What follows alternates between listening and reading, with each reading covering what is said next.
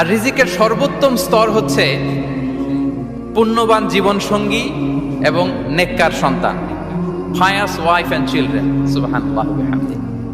একটু খেয়াল করে দেখেন যে আমার লাইফ পার্টনার, আমার জীবন সঙ্গিনী, সে যদি আল্লাহওয়ালা হয়, সে যদি ভালো হয়, আর আমার সন্তানটা যদি আল্লাহওয়ালা হয়, আমার ঘরটাই তো জান্নাত, ঠিক কি না?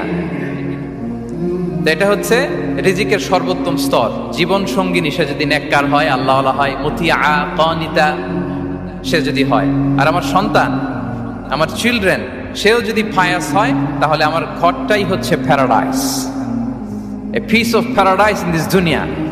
সুবহানাল্লাহ। আমরা আম্মাজান খাদিজাতুল কুবরা আত-তাহিরা রাদিয়াল্লাহু তাআলা আনহা, ওনার কথা জানি যে বিষ্ণু ঈসা ইসলামের স্ত্রী আমাদের আম্মাজান রাসূলুল্লাহ সাল্লাল্লাহু আলাইহি ওয়াসাল্লামকে বড্ড ভালোবাসতেন, আগলে রাখতেন সব সময়, মেন্টালি সাপোর্ট দিতেন, ফিনান্সিয়ালিও সাপোর্ট দিতেন।